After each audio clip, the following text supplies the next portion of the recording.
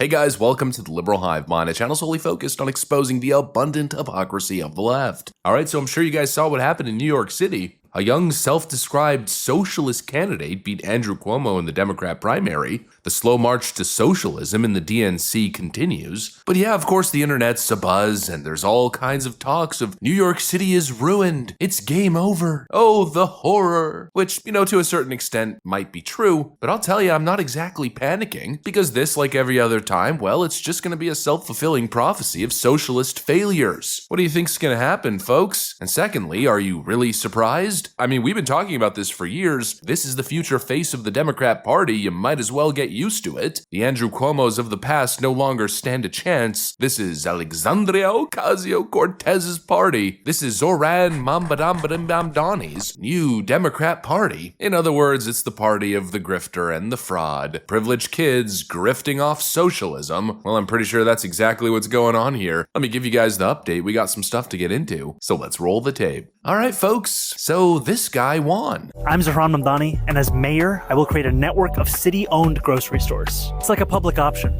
for produce. We will redirect city funds from corporate supermarkets to city-owned grocery stores, whose mission is lower prices, not price gouging.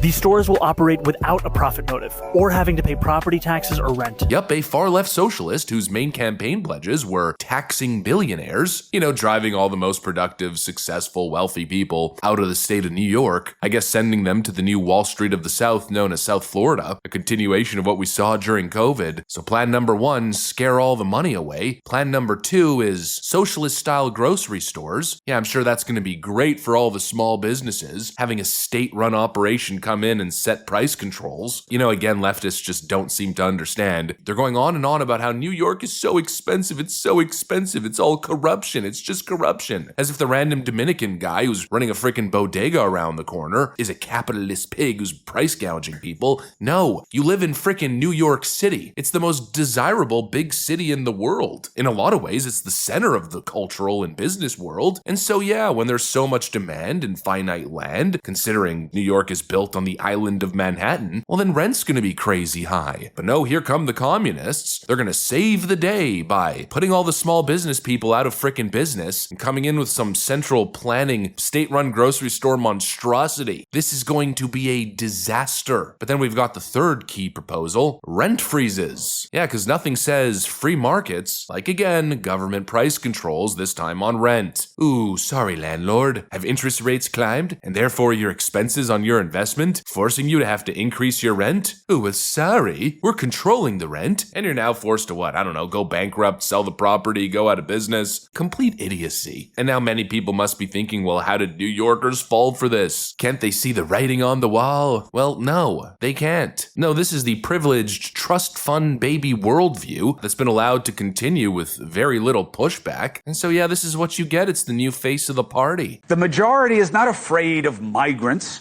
as Trump may like, but they are afraid of these guys, Iranian nationals with jihadist sympathies. You let them in with a laxity that AOC and other radicals insisted on.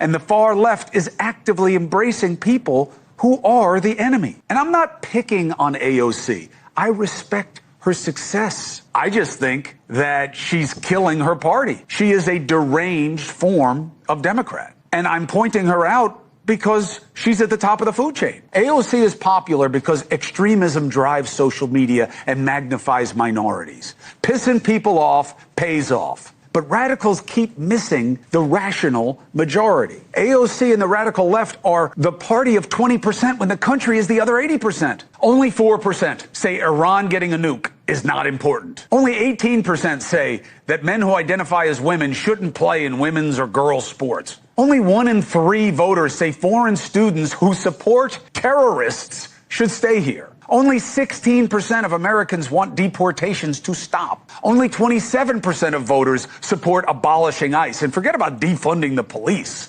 or free everything. Everything that she represents is a fringe fascination. And that is what that party has become. And this is a wake-up call. You will not get back to where you want to be by abandoning everything that the majority finds reasonable. These are the views that now best represent the Youth Democrat Socialist movement, which of course has a cultural stranglehold in New York City. And so yeah, these are the kinds of politicians that you get. Zoran Mambilidiani is coming in with a heavy hitter policy platform, ending cash bail. Oh, as if that wasn't a complete disaster. Repeal the walking while trans ban. Literally no idea what that is, but it's probably the dumbest thing on earth. Decriminalize sex work. Oh, yo, that's gonna be great for the streets. Legalize marijuana. Isn't it already legal? Ooh, hobo camps and drug-infested dens, which are probably gonna be placed right next to frickin' school zones. Restrict solitary confinement, enact elder parole, and re-enfranchise incarcerated. And of course, it doesn't end there. Also, defunding the police and building a socialist New York. Huh. Yeah, Zoran Mambilidiani wants to send frickin' social workers to your house instead of police officers when you're the victim of a crime. Ooh, how woke and progressive. Yeah, it's basically the absolute disaster experiment that we've already seen, now taking full-on control, taking a hold of Democrat cities. Everything that has led to the complete chaos and squalor that we see in DNC cities, yeah, that's what this guy represents and that's what he's bringing. Folks, it's a cultural fad, and in a way, it might just be human nature. I don't know if we could stop it. Kind of just sitting here and thinking, maybe we don't want to stop it. Maybe this is just the way that it is. Play stupid games, win stupid prizes kind of situation,